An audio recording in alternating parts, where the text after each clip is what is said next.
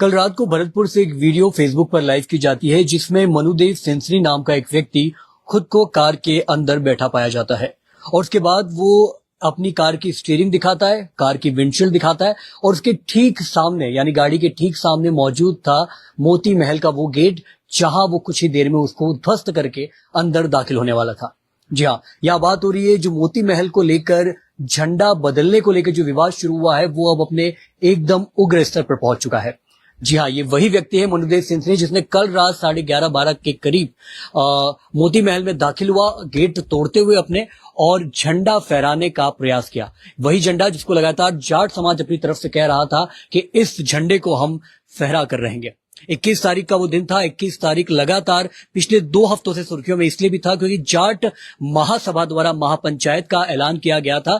लेकिन इसी बीच विश्वेंद्र सिंह जो पूर्व राजघराने के सदस्य हैं और अनिरुद्ध सिंह के पिता हैं, उन्होंने एक अपील की फेसबुक पोस्ट के जरिए और कहा कि 21 तारीख को महापंचायत की कोई जरूरत नहीं है, कृपया भरतपुर में आने का कष्ट न करें। जिसके बाद से जो पूरा महापंचायत का दौर था वो एक तरीके से समाप्त हो जाता है और उसके बाद कहीं ना कहीं जाट समाज में भी ये बात की उम्मीद थी कि 21 तारीख को जो महापंचायत होने वाली थी वो पूर्णतः रद्द हो जाती है।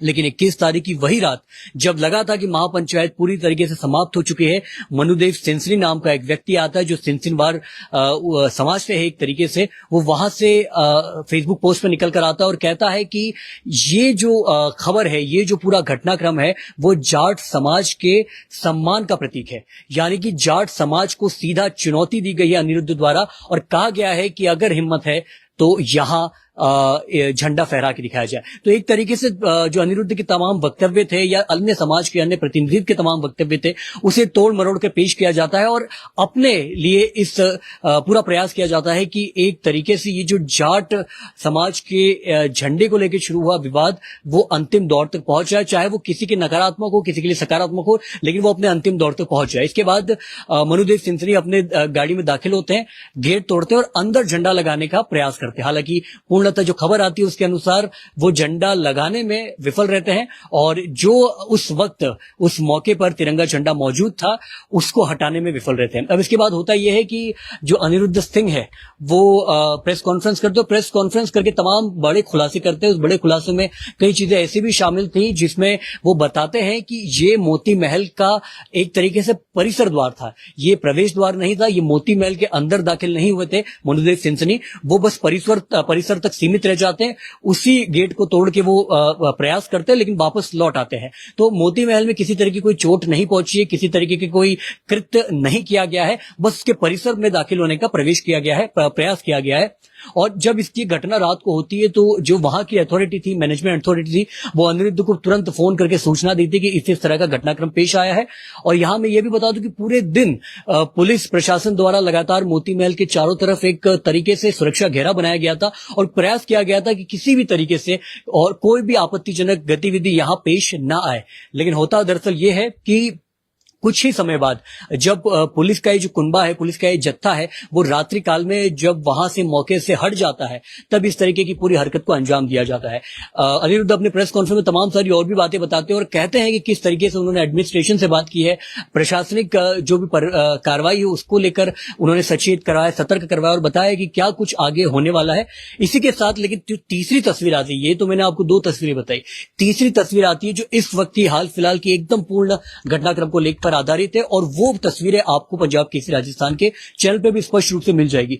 इस तस्वीर में होता क्या है, इस तस्वीर में जो महापंचायत है वो सिंसिनवार में आयोजित की जाती है और मनुदेव सेंसरी को लेकर उनके समर्थन को लेकर एक तरीके से महापंचायत आयोजन की जाती है और जिसमें बताया जाता है कि मनुदेव सेंसरी ने जो कुछ भी किया है हम उसका पूर्ण सहमत करते हैं, अगर मनुदेव सेंसरी नहीं करते तो कोई ना कोई जाट समाज द्वारा जरूर किया जाता। और आखिर में मनुदेव सेंसरी इन तमाम सारी घटनाक्रम का प्रतिनिधित्व करते हैं, नेतृत्वकर्ता बन जाते हैं और जो उनके द्वारा किया जाता है, जो उनके द्वारा हरकत की जाती है उसका पूर्णतः जाट समाज समर्थन करता है। चाहे विश्वेंद्र सिंह जी ने इस बात को नकारा कि आपको महापंचायत करने की कोई जरूरत नहीं है, इसको पूरी तरीके से रद्द कर दिया गया, लेकिन आखिरकार ये जो अंजाम दिया जाता है उसको लेकर जाट समाज एक बार फिर से एकत्र है। और इस तमाम सारे जो घटनाक्रम पेश आए उसको तो मैंने आपको बताया, लेकिन स्पष्ट और गहराई से बताने के लिए हमारे साथ हमारे संवाददाता, हमारे सहयोगी हरिनाम जी मौजूद है। हरिनाम जी, लगातार लगातार इस पूरे घटनाक्रम पर नजर बनाए हुए।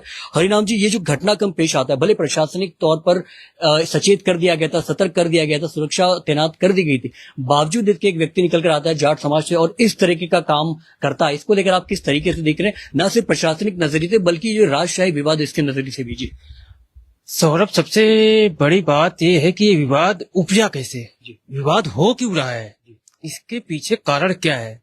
ये कहीं न कहीं चाहे वो जाति समाज हो, चाहे वो राजा की बात हो, चाहे जाति की बात हो, चाहे प्रॉपर्टी विवाद की बात है, मगर सबको यहाँ समझना पड़ेगा विवाद हो क्यों रहा है। सबसे बड़ा सवाल तो ये है, क्योंकि जाट समाज कह रहा है हमारे झंडे का मामला है, झंडा चढ़ाना फिर उतारना, ये सबसे बड़ा सवाल है।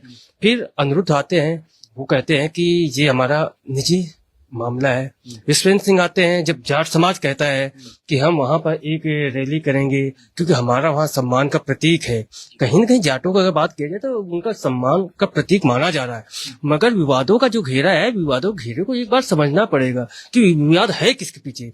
कहीं न कहीं ये भी समझ में आ रहा है, ये प्रॉपर्टी का विवाद दिख रहा है, प्रॉपर्टी विवाद है, मगर समाज को क्यों खींचा जा रहा है, ये भी देखने। अब कल से जो सुबह से घटनाक्रम चल रहा है कि जाट महासभा वहां रैली करेगा और झंडा लगाएगा या उतारा जाएगा, मैं उन सबको कहने की प्रशासन है वो बिल्कुल कह सकते हैं कि बिल्कुल परेशान हो गई है, क्योंकि प्रशासन को आरएसी कमांड 200 जवान अलग से, यानी अलग अलग कंपनियों के जो प्रशासनिक अधिकारी उनको लगाया गया।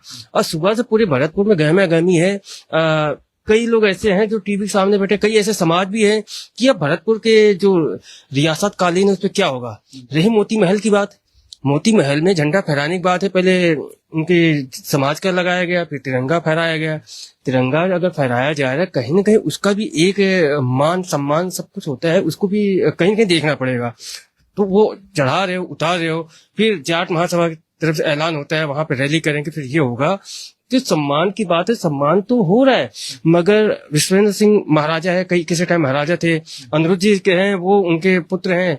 तो जो पूरा घटनाक्रम हो रहा है, कहीं ना कहीं समझना पड़ेगा। ये समझने को देखते हुए जिस तरह से पूरे दिन देखे गहमा गहमी थी, यानी भरतपुर से जितने भी भरतपुर के अंदर एंट्री होते हर चौराहे पे, यानी 4 जिलों के प्रशासन, यार 4 जिलों के पुलिस वहां पे लगा दिए गए थे। हाँ, इतना बड़ा कांड वहां लगा दिए, उसके बाद सुबह से शाम तक चलता रहा कहीं न कहीं। अब मोती महल जहां झंडा लगाने की बात है, कल जिस तरह से घटना हुई, वहां से गाड़ी जाती है, गाड़ी टक्कर मारती है। आप देखोगे कि वहां पे ऐसा नए पैटर्न की तरफ से जो वहां के और भी गेट वगैरह बनाए गए, उसको नुकसान हो सकता था। मगर महल से 500 मीटर पहले वहां एक्सीडेंट हो जाता है, वहां टक्कर मार दिए जाते हैं, फिर केस होता है। कहीं न कहीं जिस तरह से देखा जा रहा है राजनीतिक गलियारों में कि अपना देश, अपनी जाति किस तरह से जा रहे हैं, क्योंकि मुझे नहीं लगता कि ये लग रहा है कि सबसे ज्यादा फॉलोइंग फ्लावर किस तरह से अपना बढ़ना चाहिए, क्योंकि हमें सामने कैसे आना चाहिए, आम जनता में हम चर्चाओं में कैसे रहे, तो अलग अलग चीजें हैं। ये कहीं ना कहीं हर इंसान को, हर आम जनता को समझना पड़ेगा, क्योंकि प्रशासन बहुत परेशान हो रही है। माफ कीजिएगा, मैं आपको बीच में रोक रहा हूं, पर मुझे भी कहीं ना कहीं ये चीज काफी सवालिया निशान लगी कि एक तरीके से राज परिवार के अंदरूनी मामला था, पिता पुत्र का मामला था, लेकिन कैसे ये जो अंदरूनी मामला था 4 साल से लगातार चर्चाओं में था, उसके बाद झंडा फहराने के घटनाक्रम पेश आता। और मैं इसमें पूर्णतः मैं बिना किसी रोक टोक के मैं अनिरुद्ध जी का नाम लूंगा, क्योंकि अनिरुद्ध जी ने ही झंडा विवाद मतलब उत्पन्न तो नहीं किया, लेकिन झंडा उन्होंने वहीं लगाया। उसके बाद से विवाद शुरू होता है। तो कहीं ना कहीं ऐसा तो नहीं कि राज परिवार का अंदरूनी जो मामला था अब सामाजिक मामला में तब्दील हो गया, न सिर्फ समाज में तब्दील हो गया, आप देखेंगे सोशल मीडिया पे ये जाट वर्सेस राजपूत में कहीं ना कहीं इसकी तस्वीर आ रही है। हाँ बिल्कुल, वही तो मैं कह रहा हूँ ना कि ये एक राजमहल की लड़ाई, ऐसा नहीं कि किसी भी भरतपुर का राजमहल है उनके परिवार में ये कलह है, वहां भी कलह है। अब अगर देखा जाए, आप उदयपुर चलो, राज परिवार में, वहां राज परिवार उदयपुर में वहां भी चल रहा है, वहां भी रियासत कालीन को लेके अलग अलग दावे किए जा रहे हैं। वहां लक्षराज का अलग चल रहा है, विश्वराज का अलग चल रहा है, तो वहां चल रहा है। अब जोधपुर चले जाओ, वहां भी चल रहा है। वही बूंदी का देख लो, बूंदी में चल रहा है। अच्छा है जयपुर का विवाद अगर देखा जाए, जयपुर में जो राजशाही परिवार है वो देख रहे हो, जलेब चौक का मामला वो चल रहा है। तो कहीं न कहीं हर यानी ये मामला चल रहे हैं, यानी रियासत कालीन सब चल रहे हैं, मगर भरतपुर ही क्यों? भरतपुर में जाति समाज को, भाई आपके पुता पुत्र की लड़ाई है, वो आपस में सुलह करो, ना कि किसी समाज को खींचो। समाज अपना काम कर रहे हैं, इसमें जाट वर्सेस राजपूत, राजपूत वर्सेस जाट, ये जातिवाद मत करो। हाँ, आपकी लड़ाइयाँ हैं। ये भी सुनने में 2 या 3 दिन बाद उस जो मोती महल है उसका कोर्ट से सुनवाई होने वाली है। और सुनवाई को लेकर हो सकता है कहीं न कहीं इसको डाइवर्ट किया जा रहा है। और कहते हैं ना कि हमेशा राजा हमेशा अब विवादों में। भरतपुर ऐसा नहीं कि आज पहली बार ही भरतपुर ऐसे विवादों में आए, इससे पहले भी देखे थे। कुछ दशक पहले चलो मुख्यमंत्री की गाड़ी में वहां के राजा ने गाड़ी चढ़ा दी, हेलीकॉप्टर तोड़ दिया था। ये हमेशा से विवादों में रहा है। भरतपुर का जो राज परिवार हमेशा विवादों में रहा है, कहीं न कहीं ये आम जनता के बीच में। ऐसे में जब फैसले की घड़ी आने वाली 25 तारीख आने वाली है, तो इसके पहले फिर एक बार विवाद में आ गया। बिल्कुल, ये विवाद में आ रहा है। नहीं, ये ऐसा नहीं कि भरतपुर आज ही विवाद में आया, इससे पहले भी आप देखे थे कि मुख्यमंत्री के बिल्कुल की गाड़ी में जाके लड़ा दिए है विवादों का। भरतपुर एक ऐसा शहर है जो हमेशा राज परिवार का विवादों में रहता है चर्चा। तो ऐसी तमाम सारे घटनाक्रम लगातार पेश आ रहे हैं। हरिनाम जी ने भी बताया कि क्या कुछ इनसाइड स्टोरी, अंदर की खबरें क्या है। मैं एक और बात आपको बताना चाहूंगा, मनुदेव सिंसनी जी का जो है जिक्र लगातार हो रहा है, उसको लेकर भी मैं कहूंगा कि मैंने उनको स्वयं अपने खुद के नंबर से उनको कॉल करने का प्रयास किया, लेकिन फिलहाल जो उनका नंबर है वो स्विच ऑफ आ रहा है। हम लगातार प्रयास कर रहे हैं कि उनसे बात करके समझा जाए कि आखिर वो घटनाक्रम क्यों किया गया, क्या उनके साथ और भी लोग शामिल थे, क्योंकि बहुत सारे सवाल या निशान इस वक्त खड़े हो रहे हैं और इन सबका जवाब देना, इन सबका जवाब तलाशना सबसे ज्यादा बहुत जरूरी है। और पंजाब केसरी आपको पता है लगातार इस मुद्दे पर तमाम सारी नजरें बनाए हुए हैं। आप अपनी तमाम सारी प्रतिक्रियाएं हैं वो भी इस वीडियो के नीचे लगातार कर भी रहे हैं। और मैं एक बार फिर से आपसे अनुरोध करूंगा कि अपनी जो भी राय है वो मर्यादित भाषा में एक बार फिर रखिए। आपको जो सवाल है वो जवाब हम देंगे, हम तलाशेंगे और उस लोगों को, उन चेहरों को आपके सामने लेकर आएंगे जो इस मामले में तफसील से आपको जानकारी दे पाएंगे, जिनके आप समर्थन होंगे, विरोध होंगे, वो आपकी अपनी प्रतिक्रिया है। लेकिन अपने सवाल जरूर पूछिए, मर्यादित भाषा में पूछिए। बाकी पंजाब केसरी राजस्थान न सिर्फ इस खबर को बल्कि प्रदेश भर की तमाम छोटी बड़ी खबरें आप तक यूं ही पहुंचा रहे। देखते रहिए पंजाब केसरी राजस्थान। एक बार फिर से बहुत बहुत शुक्रिया।